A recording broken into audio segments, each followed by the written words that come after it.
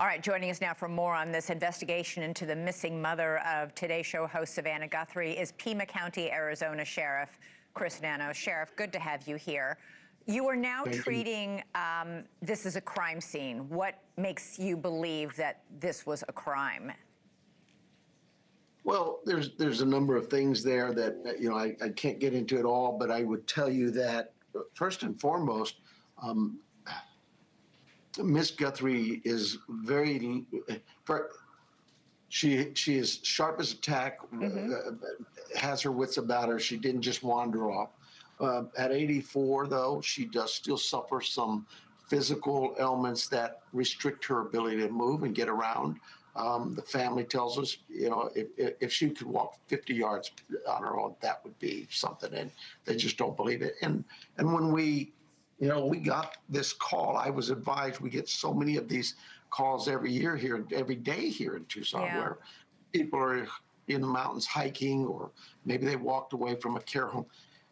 And I don't, I've got such a great team of search and rescue volunteers and search and rescue team members.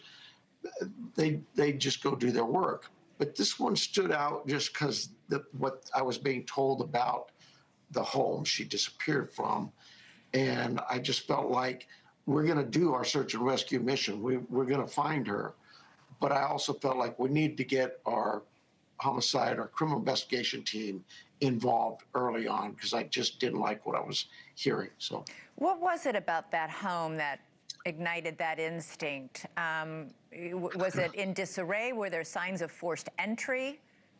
I can't get into that, and I apologize to everybody. I know everybody wants to know so much. It's okay. No, we don't. I have to protect this case, but I will say that I've been doing this 50 years, and my team would tell you my gut instinct sometimes I'm just wrong.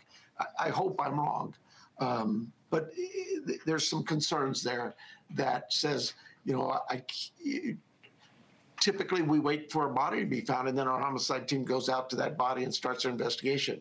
This isn't that case, and I just felt like we need them to get started early on. Let's see what we can do to get this case going, and hopefully the best happens when we do find her somewhere safe and sound. But we just can't ignore what's in front of us. Right. And Sheriff, I would never ask you to say anything that would jeopardize the investigation, but you're saying you saw something in the home that made you think that there was possibly a homicide here. Yeah, it's what I was being told.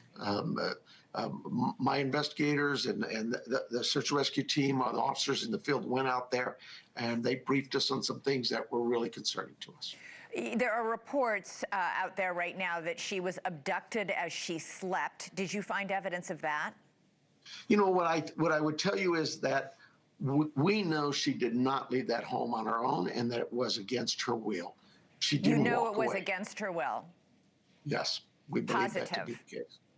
But again, what I see there makes me believe that. Yes, ma'am. You've also said that she was harmed as she was taken from the house. How so? Well, we don't know that she was harmed. We believe that there's evidence at the scene that suggests we're gathering some DNA samples to get those to our crime lab to get some rapid results and see what that leads to.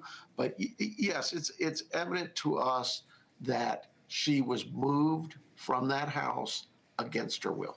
The question, obviously, Sheriff, is why would somebody take an 84-year-old woman in the middle of the night against her will? Have you gotten any ransom demands, any communication of any kind from somebody who might have an axe to grind against Nancy Guthrie or even her daughter?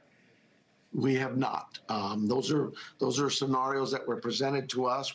First of all, we've worked with the Guthrie family. They are, as you would know, they're just devastated by this, and they're doing everything they can to help us come to some good resolution here. But we're working with different law enforcement agencies across the country, to include the FBI and our own state highway patrol teams in their labs. Here locally, 10 different agencies, all the chiefs. That's just how we do law enforcement in Southern Arizona. Everybody pitches in. And for her to Savannah's security team. We've spoken with them, and we're talking with Savannah and looking into any potential threats or any of that. And we're just not. That's not getting us there. We don't. Right now, nothing indicates that to be the case. Yeah. Sadly, threats are a common phenomenon for many journalists at the network level. I know I had them and have had them. Many of my colleagues have had them. I imagine the FBI is looking into those to see if somebody meant to harm Savannah's mother as something like that. Yeah, you know, we have a lot of information thanks to the media, and exactly what we asked them to do is put this out, and we're getting a lot of leads and a lot of information to chase down and track down and hopefully get us somewhere. But no, so far there's nothing to indicate any kind of ransom, kidnapping, anything of that nature.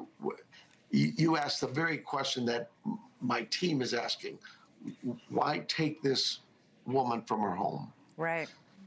We hope we'll find those answers through our investigative efforts in downloading some electronics and some digital cameras, whatever we can do, whether it's analytical work on cell phones, cameras, license plate readers, all of that is being done. It just takes some time. It's never fast enough. Sheriff Chris Nanos, thank you for taking time out of what I know has been a very stressful day for everybody down there working very hard to find Nancy Guthrie. We sure hope you get a break soon and that the news is good. Thank you. Thank you, ma'am. I appreciate you. Thank you for watching. Subscribe below and download our NewsNation app right now on your phone, and you will get fact-based, unbiased news for all Americans.